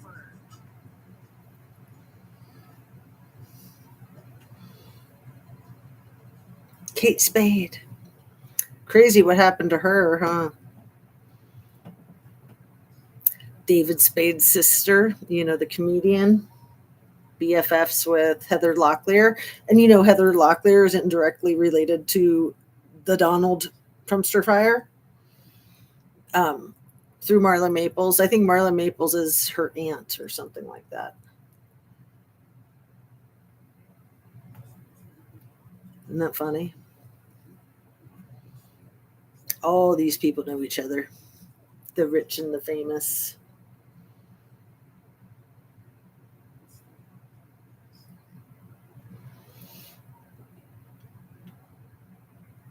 The one thing that kind of stood out to me, there was a big contradiction on television, was you said in your interview that you were really, really good friends with Nolan, his best friend. Nolan's mother said on television that as if she don't even know you and she don't know who you are, and you're definitely not, at least is what she alluded to, you're definitely not his best friend. So what's the truth in that, and how did that affect you? How did that make you feel? So she originally touched and she said that we weren't childhood best friends, and she's not wrong. She's not wrong. I moved to Ocean Springs in 9th grade. I met Nolan in 9th grade, as I've stated in my Rolling Stone interview. Anna Bees, I thought she was David Spade's sister. I'm pretty sure. Let's Google it. My phone fell on the floor. One sec. I'm going to knock stuff over. That would be terrible if I knocked over my stand. I thought that she was.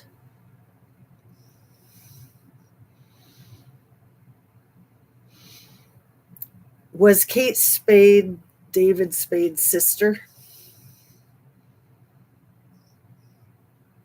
No, she was his sister-in-law. Okay.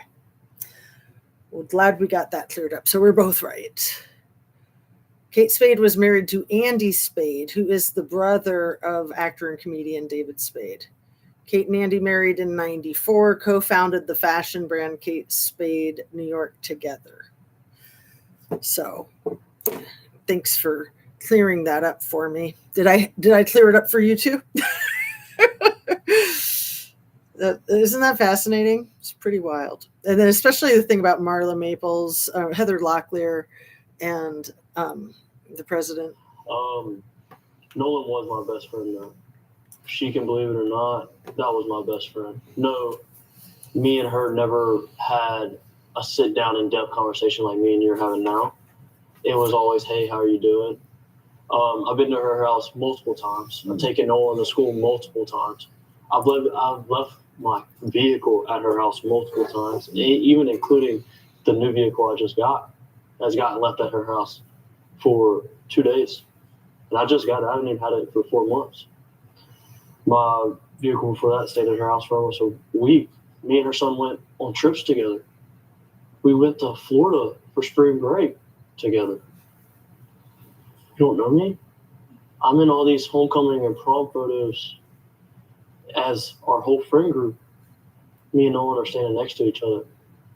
You don't know me. Nolan's last name is Wells. My last name at one point in time was Walker. We were by each other in the alphabet when we graduated. Man, that's a kind of a weird thing to say. Mind-boggling. It's insane. Me and Nolan have multiple classes together. Me and Nolan is always we're both W names. We're tight. Tight. Nolan has always known that he could call me whatever. And like I've mentioned, like I got a new phone number 2 months ago. So this is what the next thing I have written down.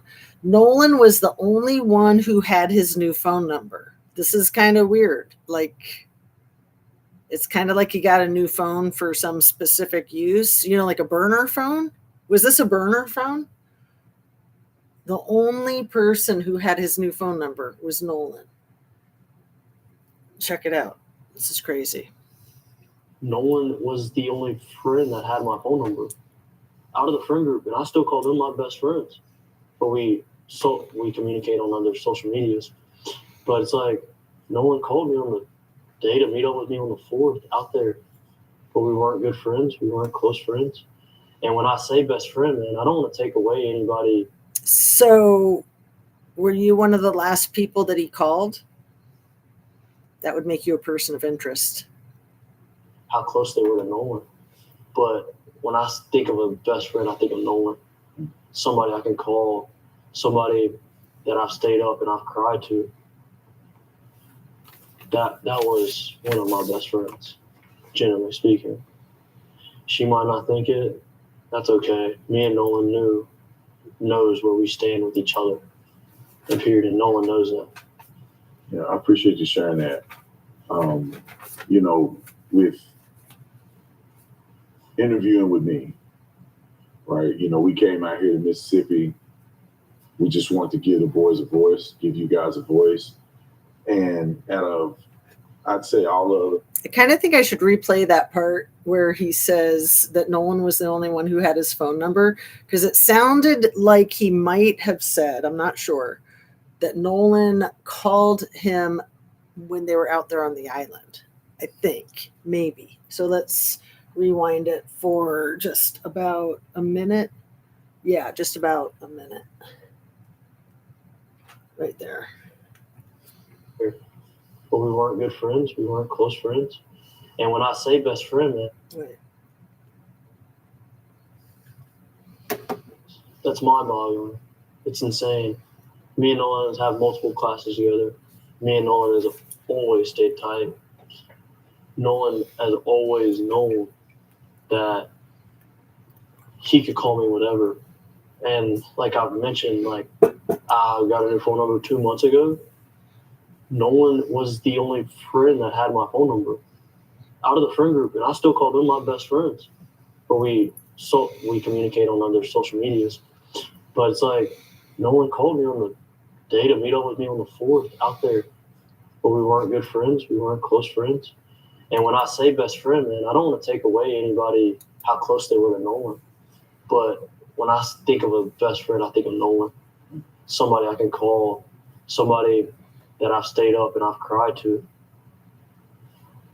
That was one of my best friends, generally speaking. She might not think it. That's okay. Me and Nolan knows where we stand with each other. And period. And Nolan knows that. Yeah, I appreciate you sharing that. He too is talking about Nolan in the present tense, just like Warren did. It's almost like it's just too much for them to admit that he's no longer with us, because maybe they had something to do with it.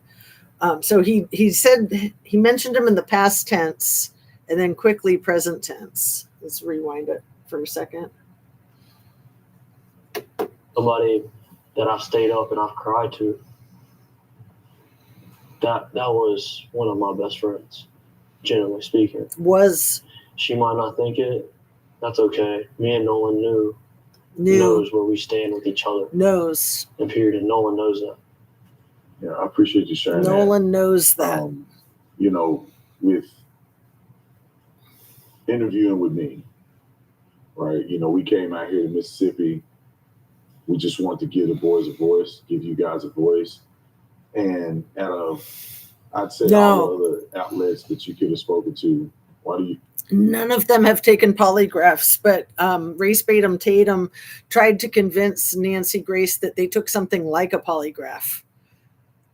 And man, she was all over him like white on rice. So no, they haven't. And they probably never will. They've never been interrogated like suspects. I mean, somebody should be arrested for stealing his phone at the very least. Feel that you wanted to talk to me tonight?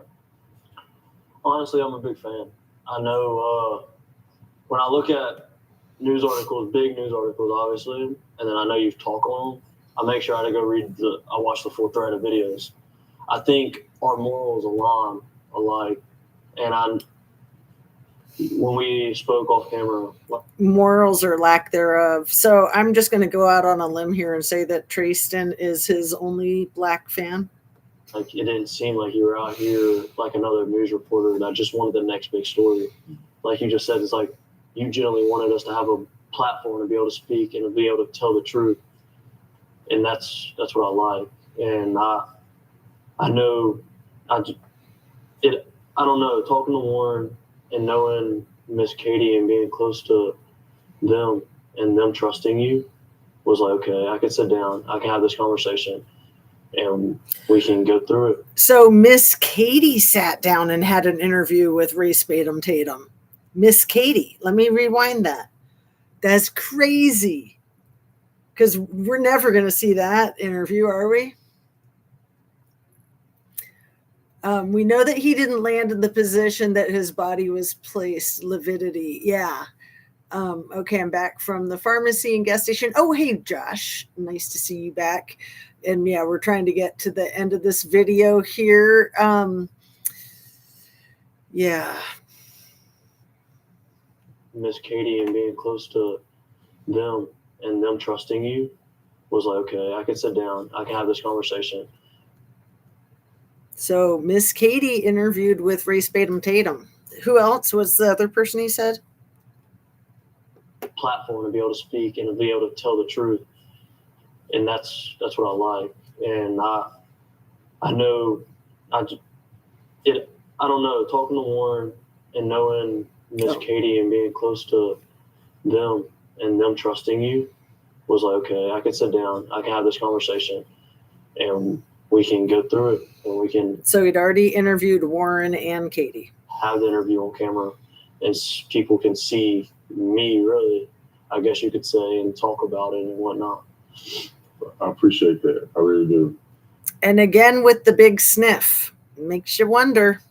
And my last question, with all this stuff going on, and you knew Nolan very well, what do you think how Nolan would feel about how this all has transpired? This is sick. This is sick, the way they weaponize their dead friend. Not a friend. With Benjamin Crumb, with, the statements from his mom, with the accusations against you and his other friends, how would you think he would? How do you freaking attack a mother who lost her son? Like, fuck you, Tatum. You would address this or feel about this? Well, I know people like these would turn over in his grave. If Nolan could dig himself out. If Nolan could dig himself out of his grave, he would. Where did I write that? Yeah, that's what he's in the middle of saying. I got to rewind that for a second. Who effing says that?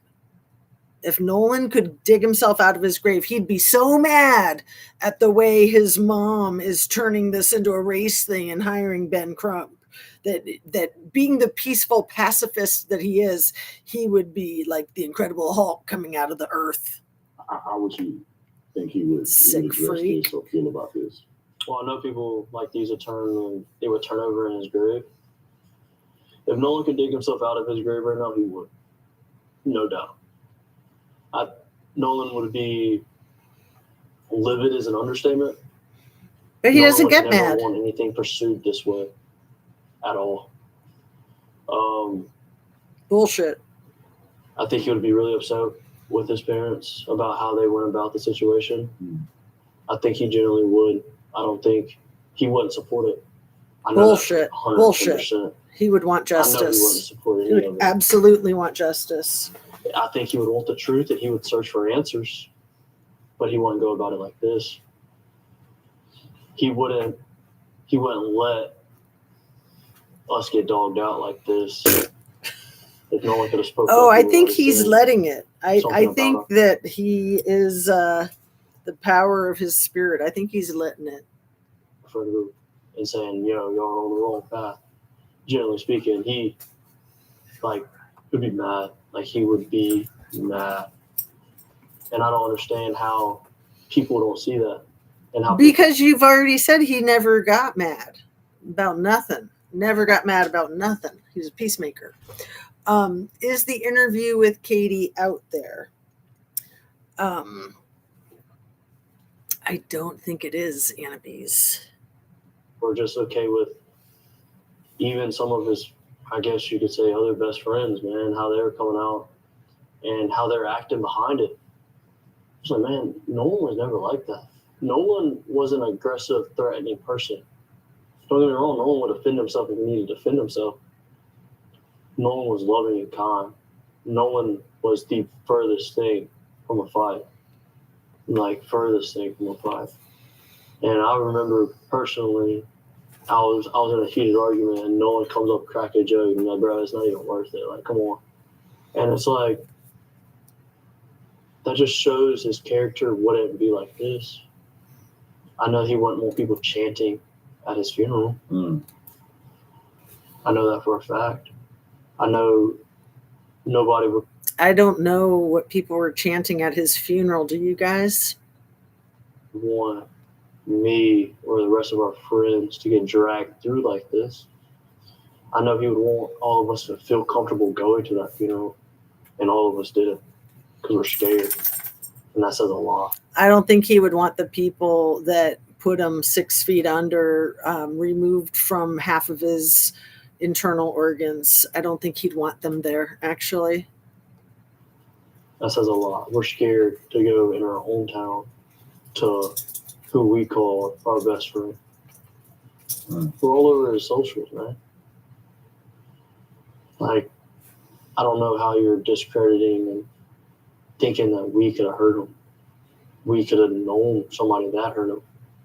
Because like I told everybody, I would put myself in whatever position he was in 100 times. So this is interesting. The word choice is very specific. I would put myself in the position that he was in 100 times. What position was he in? Was Bart cradling him in a freaking headlock death grip? Before I let him pass away. And I mean that. I genuinely mean that. Before I let him pass away, I'm going to rewind that. And we need to wrap up too. Put myself in whatever position he was in 100 times before I let him pass away. And I mean that. I genuinely mean that. That dude, he was so loving and so kind. It was just wild. It's crazy. It's wild and it's heartbreaking. Yeah. Well, I appreciate you having the courage, man, to come down here and talk to us. So courageous. You know, your point of view. And I say this, like I said to Warren, man, my whole objective is that, man, I was watching the injustice happen before my eyes. And in an injustice meaning that the other side wasn't presented. And people that don't live here came into this town and shook it up, brought racism in it. And based on shook it up, brought racism in it. You know, F off, douchebag. Every statement that I hear about Nolan is that they didn't represent what he stood for. No. And they bastardized his character. No, in my no, opinion. you guys are the sick freaks weaponizing his freaking character against his own freaking parents who love him more than anybody. So fuck off, man. Fuck off.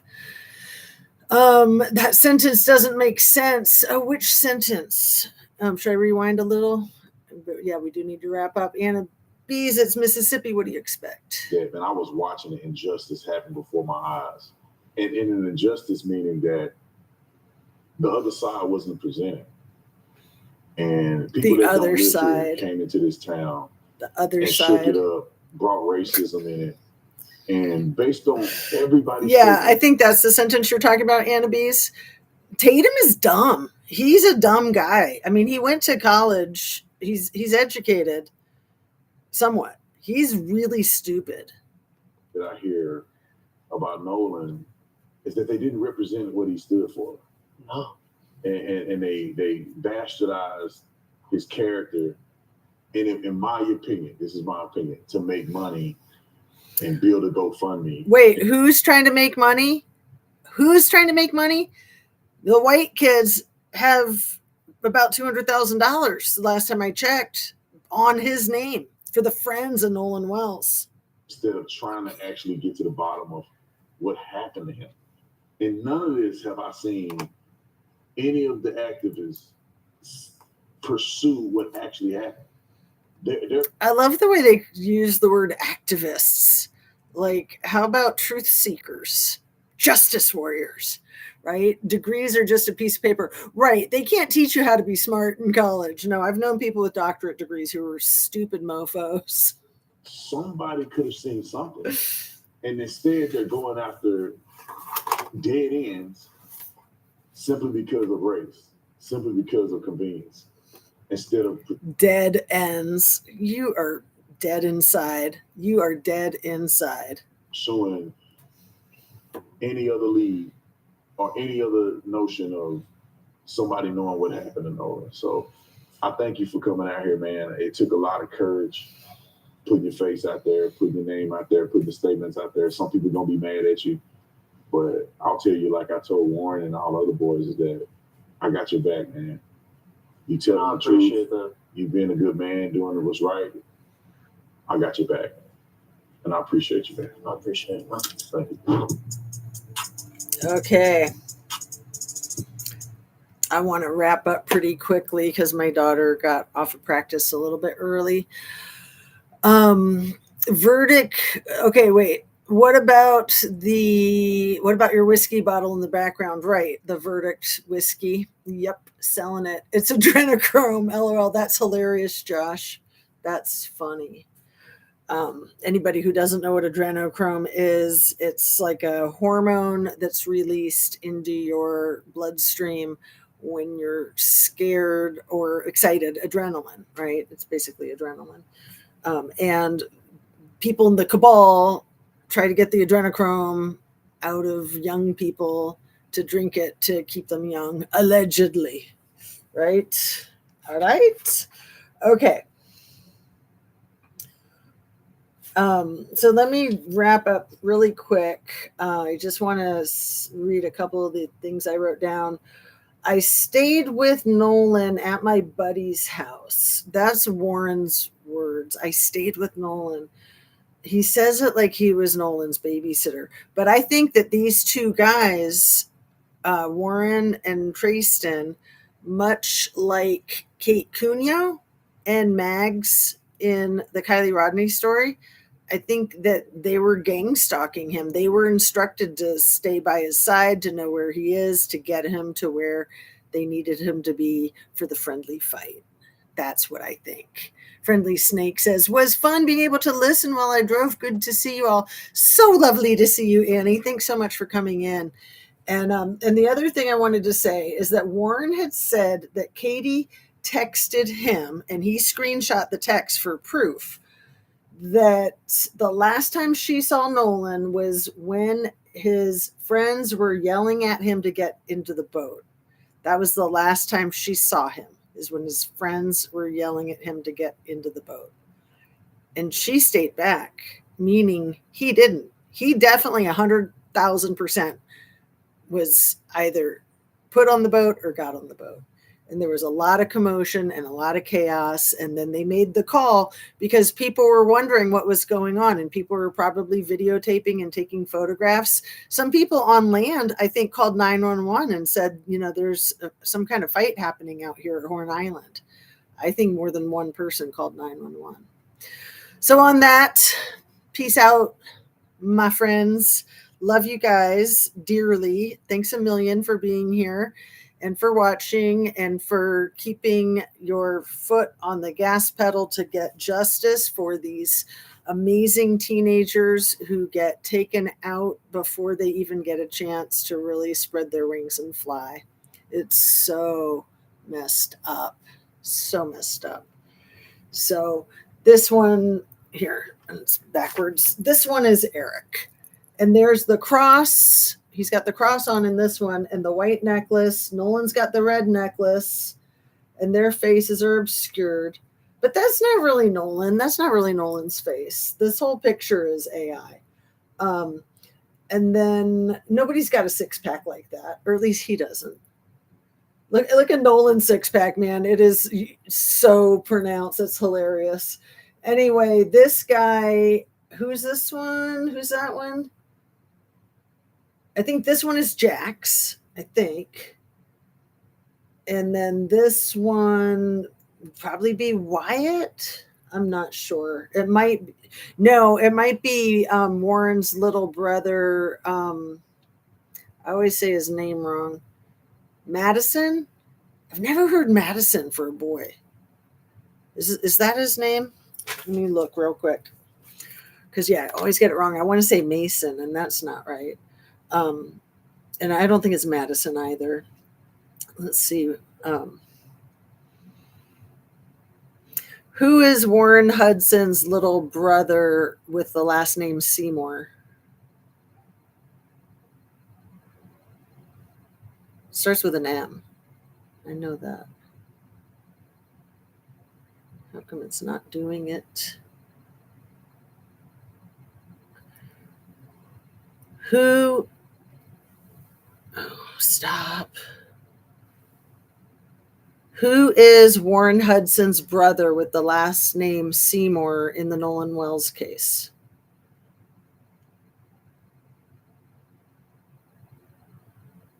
Come on, come on, come on. Morgan Seymour. Yeah, that wasn't what I said. So yeah, I've never heard Morgan used for a boy. Interesting, huh? All right, you guys, we will see you on the next one. Thanks for watching. Have a great day. Drink your water, eat your protein, and just be yourself. The water cops don't want to do crowd control. It's hard to call for backup. Yeah, big time. I listened on my errands too. Oh, that's great. Yeah, that's how I get a lot of, the other day I listened to a 6-hour video while I was running errands in Columbus. I had my AirPods in and I couldn't believe I got through the whole thing. It was awesome. All right. Sending you guys lots of love and ending stream. Thanks again.